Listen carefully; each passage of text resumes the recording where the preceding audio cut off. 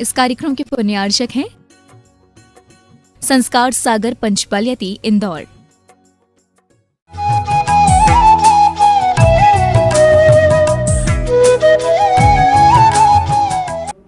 जैन विद्या योग शिविर के उद्घाटन अवसर पर मैं कह देना चाहता हूँ कि जैन धर्म में संपूर्ण अध्यात्म विद्या का प्रारंभ योग से शुरू होता है।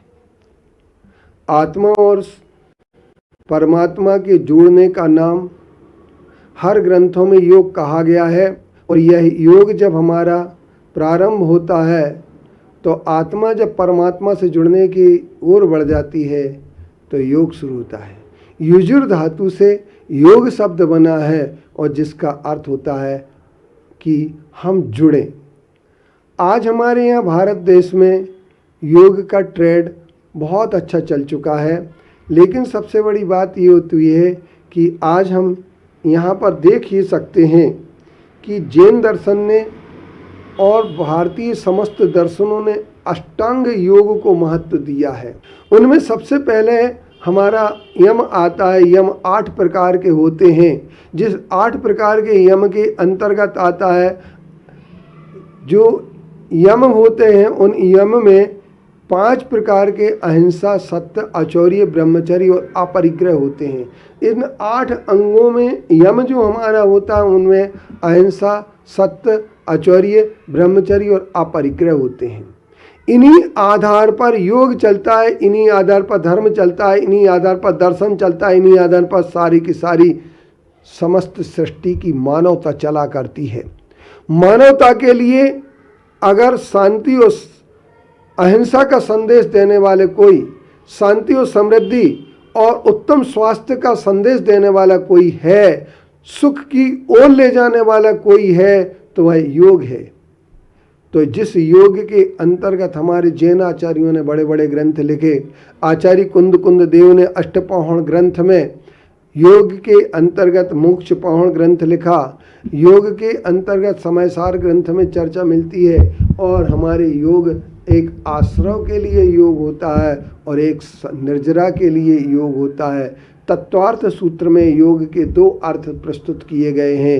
एक कायवान मना कर्म योगा के लिए कहा गया और एक साता वेदनी के आश्रव कैसे हो, साथी से पुण्य का बंध कैसे हो, इसके लिए योग शांति। योग का अर्थ समाधि भी होता है, और इस समाधि योग की ओर तक पहुंचने के लिए ध्यान के बाद समाधि तक जब पहुंचते हैं, यम से शुरू होकर के समाधि तक पहुंचते हैं, तब योग की सिद्धि पूर्ण रूपेण हो जाती है। और जब तक हम समाधि लीनता की ओर नहीं जाते हैं, जब तक लीनता नहीं होती है, तो समाधि के अभाव में हमारा योग होने वाला नहीं है। हम ये कह सकते हैं कि सचमुच में हमारा योग कब प्रारंभ होगा, कैसे होगा, इस पर हम विचार करते हैं, बहुत सारी चीज़ें सोचते हैं, लेकिन हमें यह बात विचारनी है कि योग तो हमारा जब माना जाएगा जब हमारे अंदर से एक ऐसी प्रवृत्ति आ जाए जिस प्रवृत्ति में हम परमात्मा से आत्मा को पूर्ण रूपेण जोड़ दें, तो हमारा योग होता है। और परमात्मा के विचारों से जोड़ें, परमात्मा के आचरण से जोड़ें, परमात्मा की श्रद्धा आस्था से हम जुड़ जाएं, बस यही योग होता है। योग आसन तक सीमित कर देना, प्राणायाम तक सीमित कर देना, योग की बहुत छोटी सी व्यवस्था पर हम चल जाते हैं।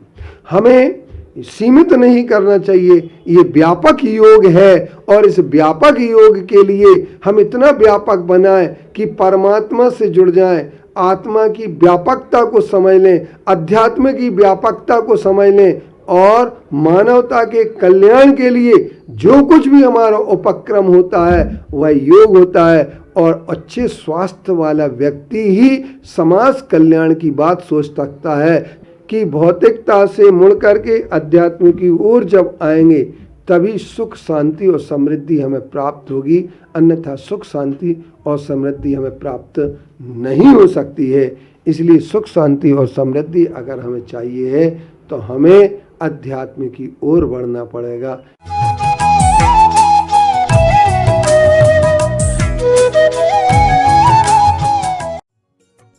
इस कार्यक्रम के पुण्यार्चक थे संस्कार सागर पंचपालियाती इंदौर।